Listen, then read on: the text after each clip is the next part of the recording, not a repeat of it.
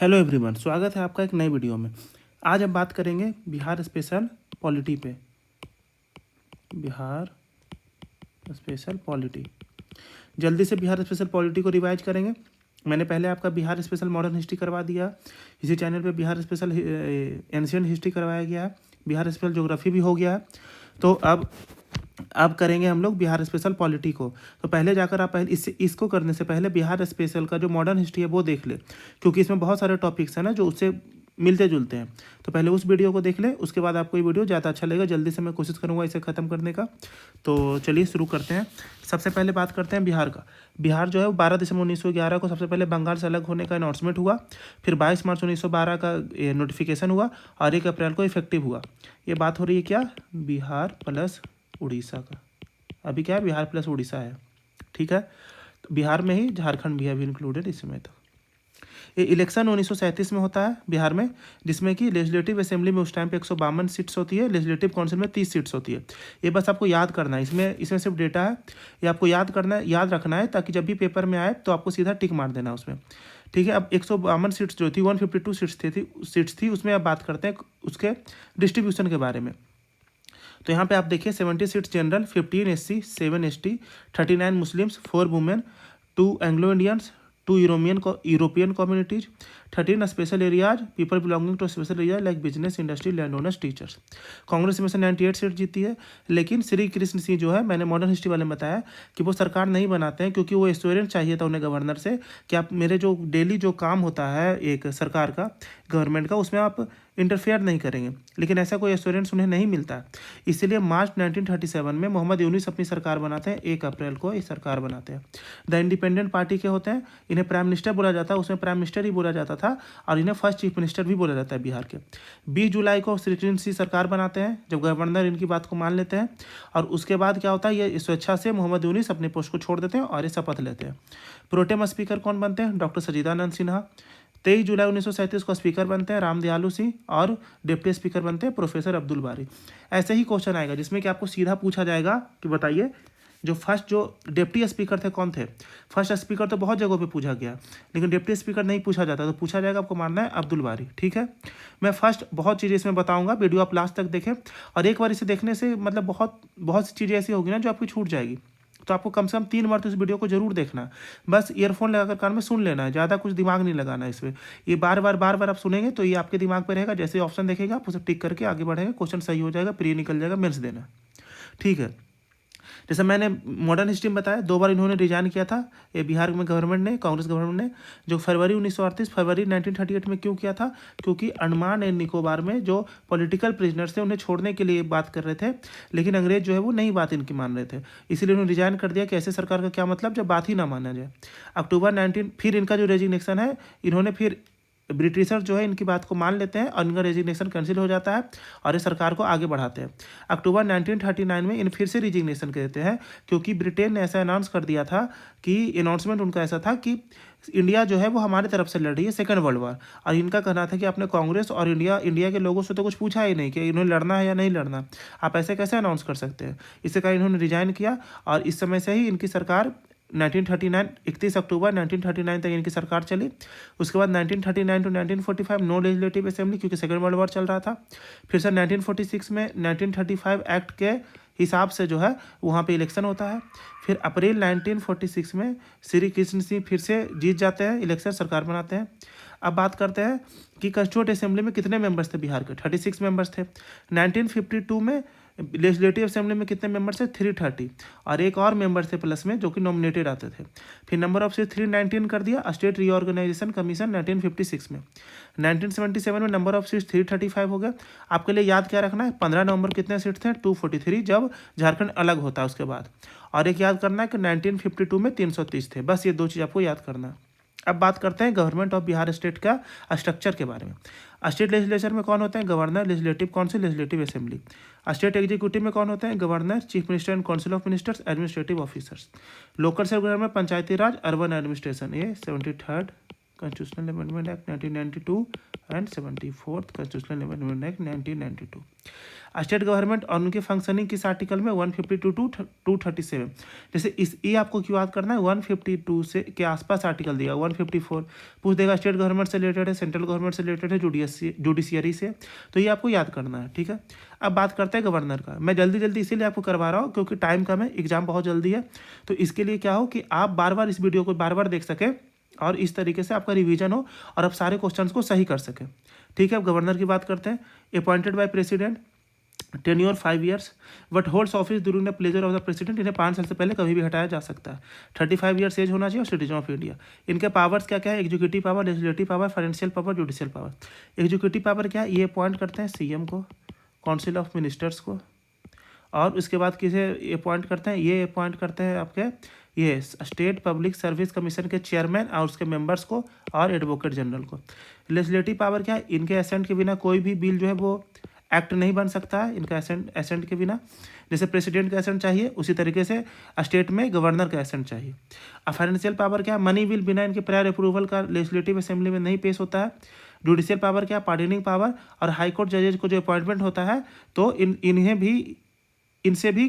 भी कंसल्ट किया जाता है। जो गवर्नर होते हैं ना उस स्टेट के, जैसे कि पटना हाई कोर्ट में अगर किसी जज को अपॉइंट करना है तो गवर्नर ऑफ जो बिहार होंगे उनसे भी कंसल्ट किया जाता है, ठीक है। अब इमरजेंसी पावर आर्टिकल 356 के अंदर है, जहां ये रिकमेंड कर सकते हैं कि इस स्टेट में कॉन्स्टिट्यूशनल मशीनरी ब्रेक हो गया है तो यहाँ पे ये प्रेसिडेंट रूल लगाया जाए। बिहार में कितनी बार लगाया गया है, 8 टाइम्स। डिस्क्रिशन बेस्ड पावर इनके पास क्या होता है कि मान लो कोई भी पार्टी या कोई भी ऐसा अलायंस है जो कि मेजॉरिटी में नहीं है तो ये किसी को भी सीएम को बनने के लिए बुला सकते हैं और उन्हें बोल सकते हैं कि आप सीएम का ओथ ले और अपना जो मेजॉरिटी है वो हाउस के सामने शो करें। चलिए देख ली, अब कुछ आर्टिकल देख लेते हैं जो जरूरी है। Article 161 pardoning power. लेकिन ये क्वेश्चन जो बार बार आता है कि ये कांट पार्डन डेथ सेंटेंस, ये डेथ सेंटेंस को पार्डन नहीं कर सकते हैं, ये कम कर सकते हैं। डेथ सेंटेंस को उम्र कैद में बदल सकते हैं, लाइफ इम्प्रिजनमेंट। लेकिन जो प्रेसिडेंट है वो सीधा पार्डन कर सकते हैं, मतलब कोई अभी इस जेल में है अंदर और उसे सीधा प्रेसिडेंट बोल सकते हैं जाओ आज से तुम आराम से बाहर रहो, ये ऐसा नहीं कर सकते। ये उसकी सज़ा को कम कर सकते हैं लेकिन उसे सीधा माफ़ नहीं कर सकते, ऐसे याद करिए। प्रेसिडेंट माफ़ कर सकते हैं, ठीक है। और इसमें कोर्ट मार्शल का भी जो लॉ है उस वो भी काम करता है इसमें, ठीक है, जो कि प्रेसिडेंट के पास होगा लेकिन यहाँ पे नहीं होगा, ठीक है। अब देखते हैं आर्टिकल 200 में एसेंट टू बिल्स, कि ये जो बिल्स को एसेंट देना है जिससे कि वो एक एक्ट बन सके, लॉ बन सके, वो आर्टिकल 200 में। आर्टिकल 200 में एक में क्या है कि अगर कोई इनके पास बिल जाता है एसेंट के लिए तो इसे रिजर्व कर सकते हैं प्रेसिडेंट के लिए, ठीक है। अब आर्टिकल 233 क्या है, अपॉइंटमेंट ऑफ डिस्ट्रिक्ट जजेज बाय द गवर्नर। गवर्नर जो है वो अपॉइंट करते हैं डिस्ट्रिक्ट जजेज को with consultation with high court, ठीक है। अब इसमें कुछ और आर्टिकल्स है, जैसे मैं एक आर्टिकल बताता हूँ 213। ये क्या है, power of the government to promulgate ordinances. यहाँ पे अगर मैं यहाँ पे प्रेसिडेंट कर दूँ तो ये कौन सा आर्टिकल है, ये आप कमेंट्स में बताएं, ठीक है। आर्टिकल कमेंट्स में बताएं। और कुछ आर्टिकल जो जरूरी है आप एक बार इसे बस 2-3 बार इसे ना पढ़ ले, याद करने की जरूरत नहीं है, तो क्वेश्चन आएगा ना तो आसपास के आर्टिकल्स को आप टिक कर सकते हैं। जैसे 163 क्या है, council of minister to aid and advise governor. 165 advocate general for state. तो ऐसे आपको याद करना चाहिए, ठीक है। अब बात करते हैं कुछ फैक्ट्स के बारे में जो कि आपको बीपीएससी बार बार पूछती है आपसे। पहला क्या है, गवर्नर ऑफ बिहार, तो सर जेम्स डेविड शिफ्टन ये फर्स्ट गवर्नर बने थे 1935 टू 1937। 1935 के बाद ये फर्स्ट गवर्नर थे सर जेम्स डेविड शिफ्टन। और लास्ट गवर्नर कौन थे, सर ह्यू डो। कब, इंडिपेंडेंस से पहले। इंडिपेंडेंस के बाद फर्स्ट गवर्नर कौन बने, Jairam Das Daulatram 1947 to 1948। First acting governor कौन बने, जस्टिस यूएन सिन्हा, कब, 1971 में, ठीक है, 21 जनवरी से 31 जनवरी। ये एक्टिंग कब बनते हैं, जब आपके जो गवर्नर हैं वो किसी तरीके से वो रिजाइन कर दे, डेथ हो जाए, वो जब चेयर है वो खाली हो जाए तो जो chief justice of high court होते हैं वो आते हैं और वो गवर्नर का जो पोस्ट है वो संभालते हैं।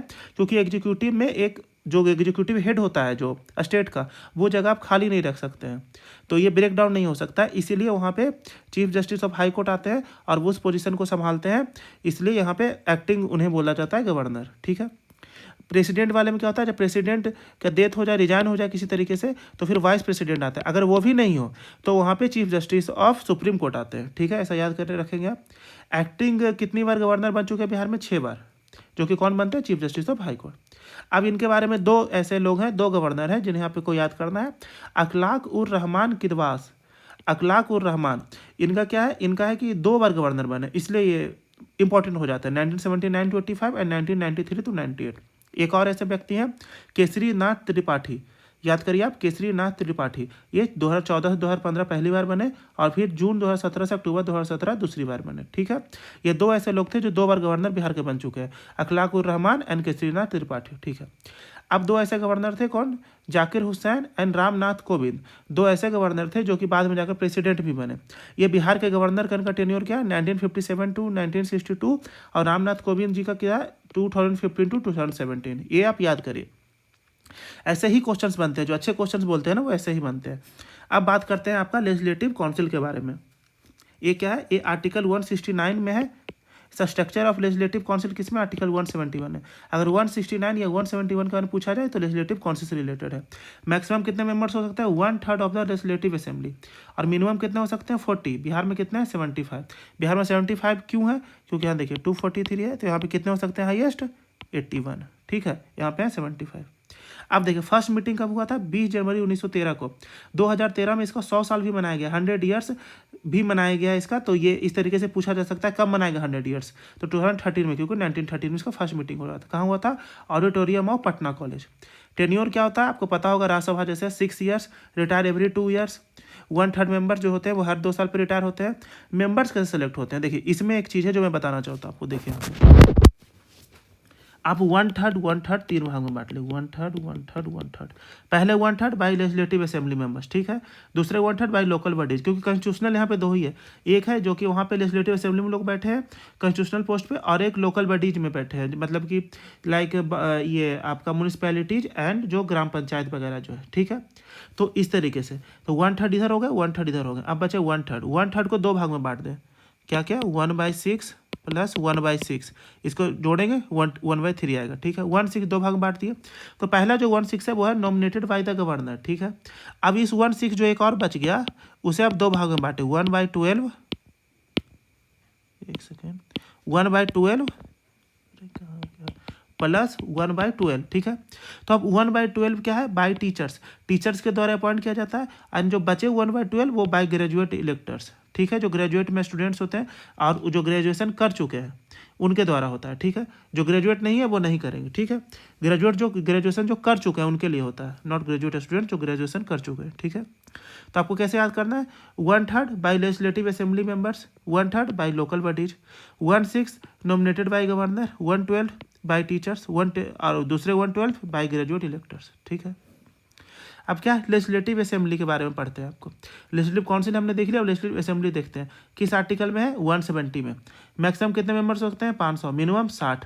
बिहार में कितने हैं, 243। ये सब आपको याद करना है। फर्स्ट मीटिंग कब हुआ, 7 फरवरी 1921। 243 जो अभी जो मेंबर्स है इसमें 38 क्या है, सुप्रीम कोर्ट लिए रिजर्व है, 2 क्या है ST member, sorry supreme court बोल दिया मैंने, 38 रिजर्व फॉर शेड्यूल कास्ट, ये शेड्यूल कास्ट के लिए है, ये शेड्यूल कास्ट के लिए, और 2 रिजर्व फॉर शेड्यूल ट्राइब्स, ठीक है।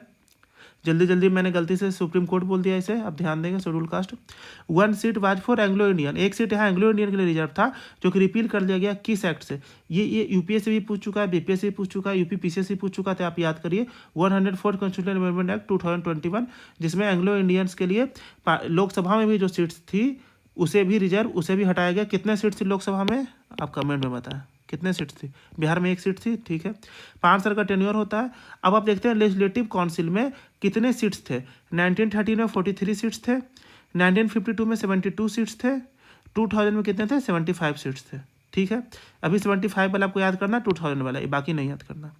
इसी तरीके लेजिस्लेटिव असेंबली में कितने थे, 152 सीट्स थे, और 2000 में क्या थे, 243 सीट्स थे, ठीक है। तो आपको ये वाला याद करना है, और वो चीज़ें नहीं याद करना है कि 1952 में कितनी थी, 1937 में कितनी थी।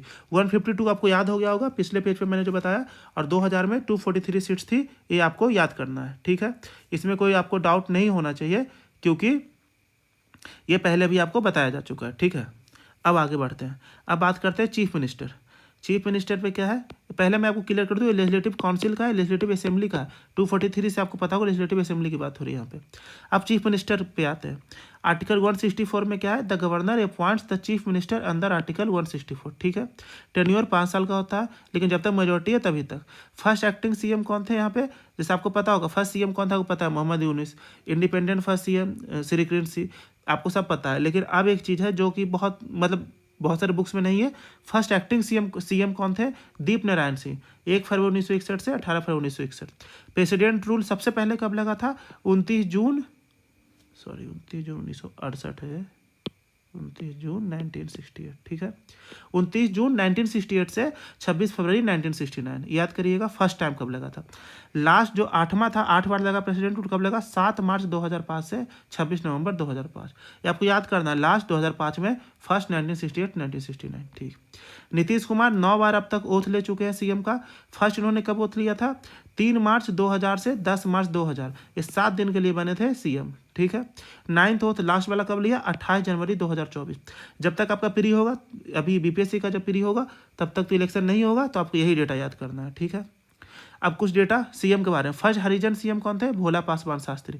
फर्स्ट इंडिपेंडेंट सीएम, मतलब किसी पार्टी से नहीं थे ये, तो Mahamaya Prasad Sinha. First Muslim CM Abdul Gafoor है। First women CM Shrimati Rabri Devi, and longest tenure Shri Nitish Kumar, ठीक है। जैसे फर्स्ट सीएम कौन थे बिहार के, मोहम्मद यूनुस। फर्स्ट कांग्रेस सीएम कौन थे, Shri Krishna Sinha. First independent CM कौन थे, श्री कृष्ण सिंह, बहुत बार बता चुका है इसलिए मैंने इसे नहीं डाला।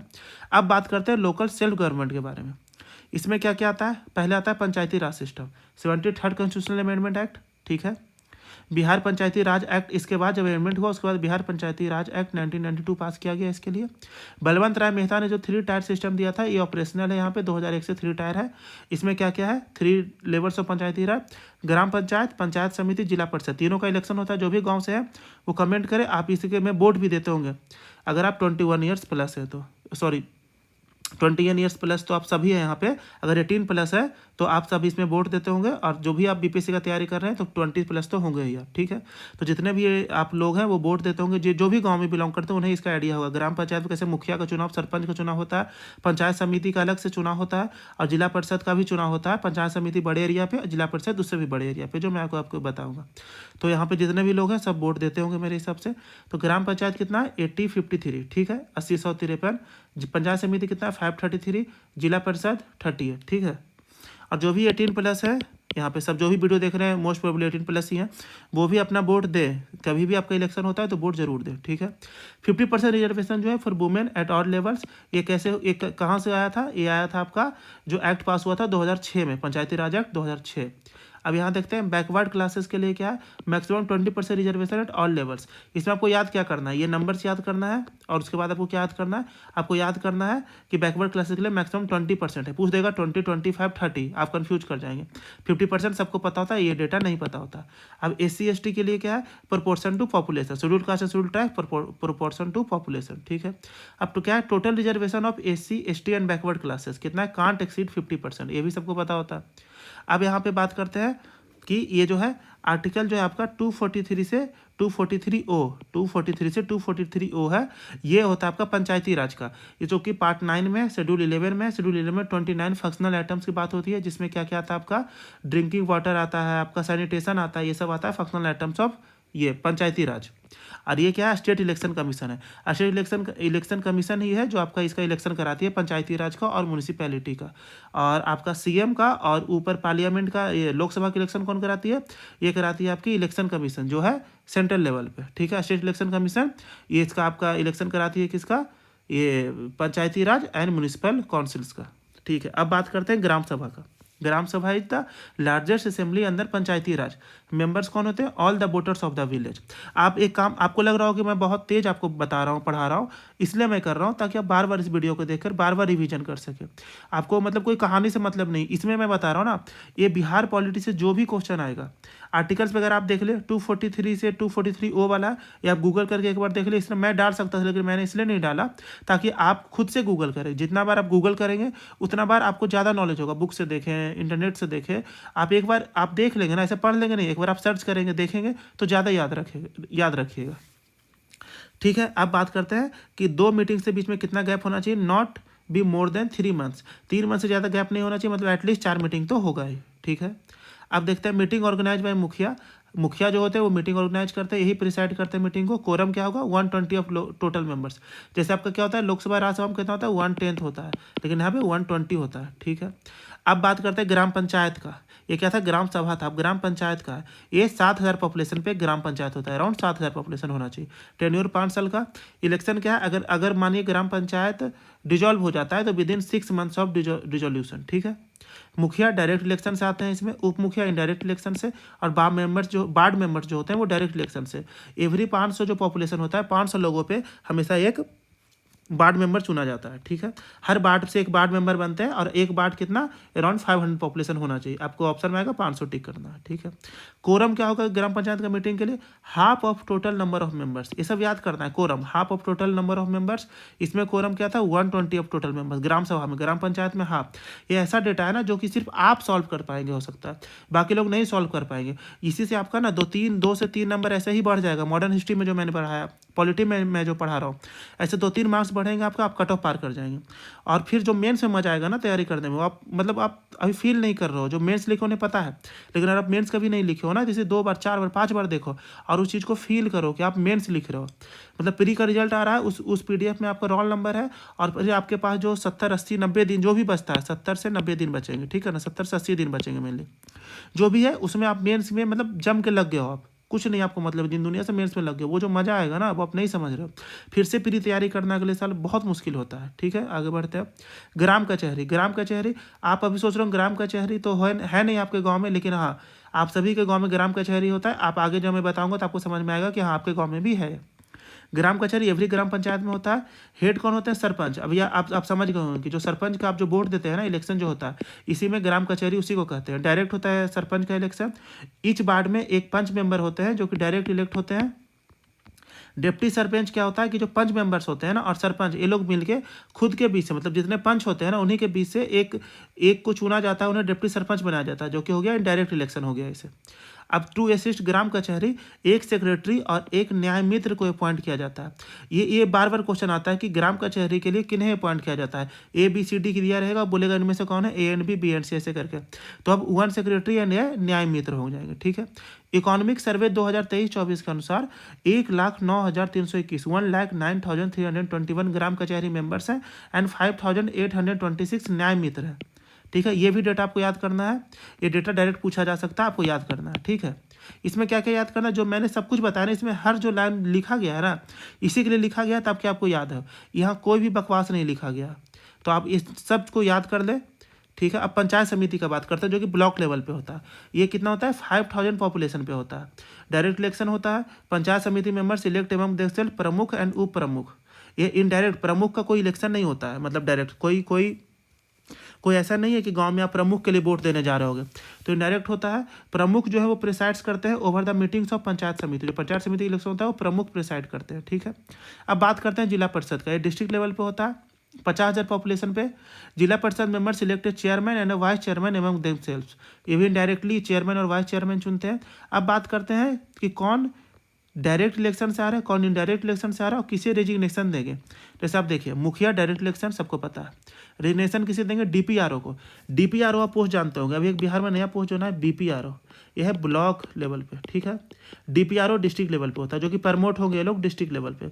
अभी ये ब्लॉक लेवल पे 4600 ग्रेड पे का पोस्ट है BPRO, ठीक है।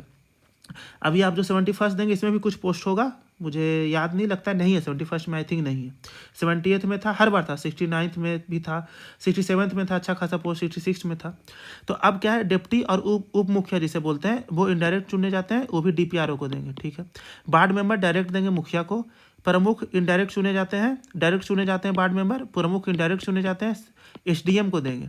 ये आपको गौर करना है कि प्रमुख ब्लॉक लेवल पे जो लोग चुने जा रहे हैं वो वोट दे रहे हैं, एक ग्रुप बना रहे हैं, वो अपने में से एक चुन रहे हैं बंदा, वो प्रमुख है। तो ये जो है ना प्रमुख जो है वो DPRO को नहीं, वो सब डिविजनल मजिस्ट्रेट SDM को देंगे अपना रेजिग्नेशन। डिप्टी उप प्रमुख जो इनडायरेक्ट चुने जाते हैं प्रमुख को देंगे। पंचायत समिति मेंबर जो है अपने में से प्रमुख उप प्रमुख चुनते हैं, डायरेक्टली चुने जाते हैं, ये प्रमुख को देंगे। ठीक है। जिला परिषद के जो चेयरमैन होते हैं वो जिला लेवल पे जो हाईएस्ट ऑफिसर होता है वो डिस्ट्रिक्ट मजिस्ट्रेट होता है, तो इनडायरेक्ट चुने जाते हैं और ये देंगे डिस्ट्रिक्ट मजिस्ट्रेट को। जिला परिषद डिप्टी चेयरमैन डायरेक्ट चुने जाते हैं और जिला परिषद चेयरमैन को देंगे। ठीक है। जिला परिषद मेंबर डायरेक्ट चुने जाते हैं, जिला परिषद चेयरमैन को देंगे। सरपंच डायरेक्ट चुने जाते हैं, वो भी डीपीआरओ को देंगे। डिप्टी उप सरपंच इनडायरेक्ट चुने जाते हैं, वो भी डीपीआरओ को देंगे। और पंच जो है वो डायरेक्ट चुने जाते हैं, वो सरपंच को देंगे अपना डेजिग्नेशन। इस चीज़ से क्या है, इस चीज़ को कैसे आपको याद कैसे करना है, देखिए मुखिया और उप मुखिया यहाँ पे उसी तरीके से सरपंच और उप सरपंच जो है वो डीपीआरओ को देंगे। गांव में और कोई है नहीं, किसे देंगे, वो डीपीआरओ को ही देंगे। ठीक है। इसीलिए अब बाकी आप देखें ना, तो ऐसे चल रहा है, वार्ड मेंबर मुखिया को दे देंगे, प्रमुख एसडीएम को दे देंगे, उप प्रमुख प्रमुख को दे देंगे, जिला परिषद वाले डीएम को दे देंगे, और जो डिप्टी जिला परिषद चेयरमैन है वो जिला परिषद को दे देंगे। जिला परिषद मेंबर तो जिला परिषद चेयरमैन को देंगे अपना रेजिग्नेशन। तो पंच जो है अपना रेजिग्नेशन किसे देंगे, वो सरपंच को देंगे। तो इस तरीके से आपको याद रखना है। ठीक है। इस तरीके से आपको याद करके आपको इसमें आपको मतलब बहुत ही शॉर्ट ट्रिक है कि मुखिया उप मुखिया सरपंच और उप सरपंच जो है वो डीपीआरओ को, और बाकी आप खुद कॉमन सेंस से बना सकते हैं। डायरेक्ट इनडायरेक्ट तो आपको बता ही दिया, किसका इलेक्शन डायरेक्ट है किसका इनडायरेक्ट है, कौन किसे रिजिग्नेशन देता है, ये आपको पता चल गया। ये क्वेश्चन एक बार आया था, ये आया था मुखिया का आया था, मुखिया किसे रिजाइन करते हैं।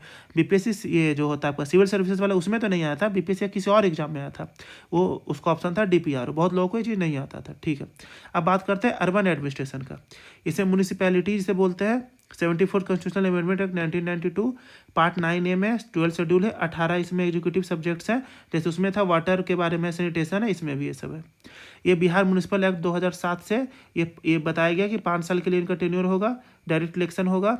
अभी तीन लेवल पे होते हैं ये, जो छोटे छोटे जो मतलब गाँव से जो भी नया शहर बन रहे हैं वो नगर पंचायत बनते हैं। जो पहले से नगर पंचायत है उन्हें उनका पॉपुलेशन के हिसाब से, जब पॉपुलेशन बढ़ता है तो म्यूनिसिपल काउंसिल, जिसे आप लोग नगर पालिका के नाम से जानते होंगे या नगर परिषद के नाम से जानते होंगे। फिर एक नगर निगम होता है जिसे म्यूनिसिपल कॉर्पोरेशन कहते हैं। बिहार में अभी 154 नगर पंचायत है, 88 म्यूनिसिपल काउंसिल है एंड 19 म्यूनिसिपल कॉर्पोरेशन है। और रिजर्वेशन पॉलिसी है 50% वुमेन का, ये सब जो है ये आपका इसमें भी लागू होता है। सेम रिजर्वेशन पॉलिसी है पंचायती राज। ठीक है। 20% बैकवर्ड के लिए होगा, 50% नहीं क्रॉस करेगा, ये सब है। SC ST जो है उनका एज पर पॉपुलेशन होगा, ऐसे ही होगा। अब बात करते हैं स्टेट फाइनेंस कमीशन का। ये किसमें, आर्टिकल 243I में है, पार्ट 9 में। जो मैंने आपको बोला है कि 243 से 243O आपको पढ़ना है। अगर कोई ऐसे हैं जो इसको कमेंट में लिख सकते हैं तो आप लिख दें, बाकी के लिए याद करना अच्छा होगा। मैं तो बोलूँगा कि सब कमेंट में करें, 243O एक बार पढ़ें, उसे कॉपी करें, कमेंट करें, ताकि इससे क्या होगा ना कि आपको याद रहेगा। जब आप कोई चीज़ को मतलब कहीं पर लिख लेते हैं या उसे पढ़ कर कहीं और उसे कॉपी पेस्ट कर देते हैं या बार बार उसे देखते हैं तो आपके दिमाग में बैठ जाता है। और ये ना बहुत अच्छा सवाल आता है 243 से 243O के बीच का आर्टिकल ना, तो ये चीज़ आपको याद करना। जैसे जो मेन है 243I स्टेट फाइनेंस कमीशन का, मैंने बता दिया। ये कौन, इसके जो चेयरमैन है वो कौन से चुने जाते हैं, बाई गवर्नर। चेयरमैन और मेंबर्स गवर्नर चुनते हैं, 5 साल के लिए चुनते हैं। ये जो है इनका ये जो होता है ये बस सजेशन दे सकते हैं, ये बस सजेशन से दे सकते हैं, ये बाइंडिंग नहीं होता। ठीक है। अब क्या होता है, एडवोकेट जनरल ऑफ स्टेट का बात करते हैं। आर्टिकल 165 में मैंने ऊपर आर्टिकल में बताया था, highest law officer of state appointed by the governor. और लेकिन ये अपॉइंट तो गवर्नर के द्वारा होते हैं, लेकिन इनका कोई फिक्स टेन्योर नहीं होता, ये प्लेजर ऑफ द गवर्नर। ठीक है। जैसे वहाँ होते थे ना आपका attorney general, pleasure of the president, इसी तरीके से ये होल्ड ऑफिस करते हैं प्लेजर ऑफ द गवर्नर पे। एक क्वेश्चन आ जाता है 5 साल के लिए। फिर आ जाता है कि जैसे सरकार गिरेगी, तो ऐसा भी नहीं है, सरकार गिरे अगर अपोजिशन पार्टी का सरकार अगर अपोजिशन पार्टी बनाती है तो भी चाहे तो सेम में रख सकते हैं, अटॉर्नी जनरल या फिर एडवोकेट जनरल। इसी तरीके से तो आपको उसमें क्या टिक मारना है, प्लेजर ऑफ द गवर्नर। ये क्वेश्चन बहुत बार आता है, लोग 5 साल मार्क के गलत कर देते हैं, निगेटिव मार्किंग वो ले लेते हैं। ठीक है। तो प्लेजर ऑफ द गवर्नर तक चलेंगे।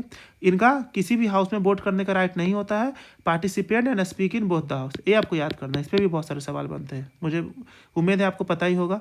अब जुडिशियरी इन बिहार की बात करते हैं। पटना हाई कोर्ट कब बना, 3 फरवरी 1916। बहुत जगहों पे आप सितंबर देखेंगे, लेकिन जो पटना हाई कोर्ट का जो ऑफिशियल पेज है, मैं उससे मैंने वेरीफाई किया है, तो वो 3 फरवरी 1916 under government of India act 1909। 1916 में कौन सा एक्ट चल रहा था इंडिया में, गवर्नमेंट ऑफ इंडिया एक्ट 1909। इसे क्या बोलते हैं, मॉर्ले मिंटो रिफॉर्म। तो ये चीज़ आप याद करिए। फर्स्ट चीफ जस्टिस कौन थे? हाँ, ये आप याद करिए, बहुत बार पूछा जाता है, एडवर्ड मेनार्ड डे चैम्प्स चेमियर। ठीक है, ये पूरा नाम याद करिए, कुछ भी दे देगा वो, एडवर्ड मेनार्ड लिख देगा, चैम्प्स चेमियर लिख देगा, पूरा नाम याद करिए और सीधा टिक मार दीजिए। करेंट में कौन है ये आप कमेंट में बताएंगे, ये आप कमेंट करेंगे। ठीक है, फर्स्ट फीमेल कौन थी? जस्टिस रेखा मनहर लाल दोषित। ठीक है, जस्टिस रेखा मनहर लाल दोषित फर्स्ट फीमेल थे, यही पूछा जा सकता है 2010 में। अभी कितने? अभी 29 जजेज हैं, 14 जो है वो एडिशनल जजेज हैं। एडिशनल जजेज किस आर्टिकल में? आर्टिकल 224 में है। Not more than 2 years, additional जजेज का अपॉइंटमेंट 2 साल से ज़्यादा के लिए नहीं हो सकता है और 62 ईयर्स तक ही होगा, ऐसा नहीं 62 के बाद नहीं हो सकता। तो अब आपको इसमें क्या है, आपको जैसे मैंने बहुत सारे वीडियोज़ में, जो भी मेरे पॉलिटी के वीडियोज़ देखे उन्हें पता होगा कि मैं हमेशा बोलता हूँ कि सुप्रीम कोर्ट और हाई कोर्ट के जितने आर्टिकल्स हैं वो आप बार बार पढ़ें। इससे एक क्वेश्चन मैं गारंटी दे रहा हूँ 71 में आ रहा है। बस सुप्रीम कोर्ट और हाई कोर्ट का आर्टिकल्स एक बार देखना है, कुछ अंदर नहीं पढ़ना है, उसके डिटेल्स में नहीं जाना है, बस ऊपर ऊपर देखना है और उसके बाद आपका 1 नंबर तो कंफर्म हो गया, सेफ हो जाएगा। ये अपॉइंट किसके द्वारा किया जाता है? हाई कोर्ट के जजेस प्रेसिडेंट के द्वारा in consultation with CJI chief justice of India and governor. ठीक है, ये प्रेसिडेंट अपॉइंट करते हैं in consultation with chief justice of India and governor. ठीक है, ऐसे होता है आपका, जैसे मैंने उसमें गवर्नर वाले में बताया था कि कंसल्ट किया जाता है गवर्नर से। चीफ जस्टिस ऑफ इंडिया जो है वो गवर्नर से कंसल्ट करते हैं, दोनों से कंसल्ट कौन करते हैं? प्रेसिडेंट। ठीक है, आपको पता हो कि इन लोगों का जो चुनाव, ये लोग जो इलेक्ट होते हैं, जो मतलब कि अपॉइंट किया जाता है कि इस स्टेट में, इस हाई कोर्ट में ये जज बनेंगे, ये कैसे होता है आपको पता है? ये आपका, अच्छा ठीक है, एक पॉलिटी का भी वीडियो आ जाएगा आपका इस चैनल पे, वन शॉट, जिसमें आपको आर्टिकल्स के बारे में बता दिया जाएगा, कौन कौन से आर्टिकल इंपॉर्टेंट है, फंडामेंटल राइट्स में क्या क्या इंपॉर्टेंट है, ये सब चीज़ें आपको बता दिया जाएगा। और उसमें ऐसे आपको अभी अगर जानना है ना, तो फर्स्ट जज केस, सेकंड जज केस एंड थर्ड जज केस, कैसे 5 मेंबर्स हुए हैं, कैसे 3 हुए हैं, ये जो बना ना इनका, ये जो ग्रुप बना जजेज का, जो कि अपॉइंट करेंगे जजेज को, ये कैसे कैसे चेंज हुआ ना, ये जरूर पढ़ें। मुझे उम्मीद है आप तो पढ़े होंगे पहले, लेकिन हाँ गूगल करके पढ़ें, फर्स्ट जज केस, सेकंड जजेज केस, एक आप गूगल करें और उसके बारे में पढ़ें। तो प्रेसिडेंट अपॉइंट करते हैं CJI और गवर्नर के कंसल्टेशन में। ठीक है, अब क्या इनका क्वालिफिकेशन क्या है? Citizen of India, 10 years experience in judicial work in India. ये बहुत ज़रूरी है कि ये जो है ना आपका 10 years experience in judicial work in India. ऐसा नहीं है कि जो पहले से क्या करे, उसे पहले से कोई लोअर कोर्ट में जज नहीं है, उसे हाई कोर्ट में जज नहीं बनाया जा सकता, किसी को भी बनाया जा सकता है जो जुडिशियल वर्क में एक्सपीरियंस है। जैसे बहुत लोग होते हैं ना, जैसे एक्सपर्ट्स बोलते हैं, जुडिशियल एक्सपर्ट्स बोलते हैं, उन्हें ही बनाया जा सकता है। या फिर एडवोकेट इन हाई कोर्ट और more than 1 high courts for 10 continuous years. ये आपको याद करना है। ये जब ऑप्शन आता है ना, तो लोग इसे गलत मार देते हैं कि नहीं, ऐसे कैसे किसी को बना देंगे रोड पे से उठा के, लेकिन हाँ बना सकते हैं। Till 62 years of age. ठीक है, पावर्स क्या क्या है इनका? ओरिजिनल पावर क्या है? रिलेटेड टू फंडामेंटल राइट्स, कोई पार्लियामेंट से रिलेटेड हो, कोई एक्ट वगैरह हो, उसमें ओरिजिनल पावर है। रीट क्या है इनका? आर्टिकल 226। ये आपको पता होगा कि आर्टिकल 32 और 226 में रीट का पावर मिलता है, लाइक हेवियस कोर्पस, मैंडेमस, सेट्यूरी, ये सब जो है ये रीट्स होते हैं। रीट्स भी आप पढ़ें, कोई कमेंट भी कर दें तो लोग इसे एक बार देख लेंगे ना, तो उन्हें रिवाइज हो जाएगा। ऐसे ये पॉलिटी के वीडियो में आपको करवाया जाएगा, इसी चैनल पे आ जाएगा, एग्जाम से पहले आ जाएगा, और ऐसा आ जाएगा कि आप उससे पॉलिटी के क्वेश्चंस कर सकते हैं। तो कुछ लोगों को मैं कमेंट देख रहा था, तो मैंने देखा कि उन लोगों ने लिखा है कि पॉलिटी का वन शॉट नहीं आएगा क्या, जैसे ज्योग्राफी का आया, सबका आ रहा है, उसी तरह पॉलिटी का भी हो जाएगा, और मतलब जल्दी हो जाएगा, और आप उसको बार बार रिवाइज करके जा सकते हैं, उस पर रिलाई कर सकते हैं। ठीक है, आगे चलते हैं। इनका एपेलेट ज्यूरिसडिक्शन क्या है? अगेंस्ट सबऑर्डिनेट कोर्ट्स, अगर सबऑर्डिनेट कोर्ट्स के जज ने कोई फैसला दिया है तो अपील कर सकते हैं उसके खिलाफ। इसमें सुपरवाइजरी ज्यूरिसडिक्शन क्या है? Review the activities of it subordinate courts. इनका सबऑर्डिनेट कोर्ट्स के ऊपर कंट्रोल भी होता है टू अपॉइंट प्रमोट जजेज ऑफ सबऑर्डिनेट कोर्ट्स। ये कोर्ट ऑफ रिकॉर्ड भी है। एक यूपीएससी ने पूछा था कि क्या सुप्रीम कोर्ट ही कोर्ट ऑफ रिकॉर्ड्स था? नहीं, हाई कोर्ट भी होता है। ठीक है, दोनों होते हैं court of records. Court of record का मतलब क्या है कि इसके जो जजमेंट्स है उसे रिकॉर्ड में रखा जाएगा, और इसके मतलब ये जो जजमेंट्स कोई देते हैं तो इसे कोर्ट किया जा सकता है आगे के जजमेंट्स में। जैसे आप भी पढ़ते होंगे, जैसे कहीं भी कोई जजमेंट आता है ना, उसमें कोर्ट किया जाता है कि एज पर जजमेंट 10 साल पहले 20 साल पहले का ये जजमेंट था, इसी हिसाब से इस केस को आगे बढ़ाया गया, इसलिए इसे कोर्ट ऑफ रिकॉर्ड बोलते हैं। अब जुडिशियल रिव्यू क्या है? जो मैंने बताया आर्टिकल 13 और आर्टिकल 26, इस बेसिस पे जुडिशियल रिव्यू करते हैं, इनके पास रीट मिल जाता है, इसलिए ठीक है। कोई भी अगर ऐसा एक्ट पास होता है पार्लियामेंट में जो कि फंडामेंटल राइट्स के खिलाफ हो, तो इसके लिए रीट पिटीशन होता है, उसके हिसाब से इनके पास जुडिशियल रिव्यू का पावर होता है। अब बात करते हैं आर्टिकल 233 का। इसमें क्या है कि डिस्ट्रिक्ट जजेज are appointed by the governor in consultation with the high court. ठीक है। अब बात होता है, एक क्वेश्चन डायरेक्ट आया था जिसमें बहुत बहुत लोगों ने गलत किया था बीपीएससी में। डिस्ट्रिक्ट जजेज are appointed by the governor in consultation with the high court. इसमें लोग कंफ्यूज थे कि हाई कोर्ट अपॉइंट करता है या फिर ये गवर्नर अपॉइंट करते हैं, लेकिन कंसल्टेशन में करते हैं, ये पता होना चाहिए। एक और चीज़, एक और टॉपिक मैं आपको बताना चाहूँगा कि स्टेट में हाईएस्ट जो एडमिनिस्ट्रेटिव ऑफिसर होते हैं हाईएस्ट लेवल के, वो कौन होते हैं? वो होते हैं आपके चीफ सेक्रेटरी। ठीक है, आप कमेंट करेंगे कि अभी कौन है, अभी चीफ सेक्रेटरी कौन है बिहार के, ऐसा ही आप कमेंट करेंगे। फिर कुछ लोग कमेंट पढ़ेंगे, मैं पिन कर दूंगा जिनका डिटेल्ड कमेंट होगा। तो इस तरीके से क्या होगा कि आप रिवाइज करेंगे ना, तो जब पेपर में क्वेश्चन आएगा ना, तो आपको बहुत ही केक वॉक लगेगा कि आराम से अच्छा ये ऑप्शन है, बस टिक करना, बाकी ऑप्शन आप पढ़ेंगे भी नहीं, एक ऑप्शन अच्छा याद आ जाएगा। डिवीजन में कौन होते हैं? हाईएस्ट एडमिनिस्ट्रेटिव ऑफिसर, कमिश्नर बोलते हैं। जो आपके जो अभी डीएम होंगे ना, यही प्रमोट होकर कमिश्नर बनते हैं। डीएम एक डिस्ट्रिक्ट में होते हैं और कमिश्नर होते हैं वो पुलिस कमिश्नर, वो अलग है। यानी बिहार में कमिश्नरेट नहीं है, तो पुलिस कमिश्नर की बात नहीं हो रही है। ये कमिश्नर बोलते हैं जो डिवीजन पे होते हैं। जो आपके डीएम आईएएस है, यही प्रमोट होकर के ये कमिश्नर बनते हैं। ठीक है, इनके अंदर एक डिस्ट्रिक्ट होता है एसडीएम, फिर इनके अंदर डिवीजन होता है जिसके अंदर 5 ऐसे डिस्ट्रिक्ट होते हैं। समझ गए? अब बात करते हैं डिस्ट्रिक्ट में। आपको पता है डीएम होते हैं, सब डीएम होते हैं डिस्ट्रिक्ट में, सब डिवीजन में एसडीएम होते हैं, और ब्लॉक में कौन होते हैं? बीडीओ। सर्किल में कौन होता है? CO. Circle officer, block development officer, sub divisional magistrate, और यहाँ पे डिस्ट्रिक्ट मजिस्ट्रेट। ठीक है, आप सब जान गए। अगर ऐसा कुछ भी क्वेश्चन आता है तो आप आराम से बना सकते हैं। ठीक है, तो ये चीफ सेक्रेटरी होते हैं, कौन होते हैं? चीफ सेक्रेटरी जो होते हैं वो होते हैं हेड ऑफ द सेक्रेटेरिएट। तो समझ गए, ये सारे डिपार्टमेंट्स के हेड होते हैं। हर डिपार्टमेंट में एक हेड होते हैं, लेकिन chief secretary has control over all departments. समझ गए ना? ये हमेशा याद रखिए, पूछ देगा क्वेश्चन कि कौन है जिसका कंट्रोल हर डिपार्टमेंट के ऊपर है, तो चीफ सेक्रेटरी होते हैं। ठीक है, मैंने आपको सब बता दिया जो कि फैक्ट्स पूछा जा सकता है। आप इस वीडियो को 3 बार 4 बार 5 बार देखें।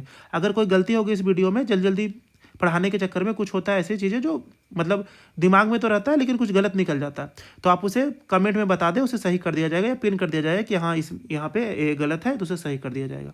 ठीक है, आप पढ़ाई करते रहिए और आप रिलाई कर सकते हैं कि जो भी वीडियोज है वो टाइमली आपको मिल जाएगा। नोट्स भी मिल जाएगा आपके पास, आप नोट्स के लिए ज़्यादा परेशान ना हो। तो ठीक है, तो आप पढ़ते रहिए। और प्री के बाद मेंस में साथ में तैयारी करना है। ये हमेशा याद करिए कि प्री नहीं है, प्री बस एक फर्स्ट स्टेप है, असली स्टेप है मेंस, जिसमें कि मज़ा भी बहुत आता है। मेंस के लिए तैयारी करने में ज़्यादा ही मज़ा आता है। तो ठीक है, आप पढ़ाई करते रहिए। Have a nice day. मिलते हैं फिर किसी और वीडियो में।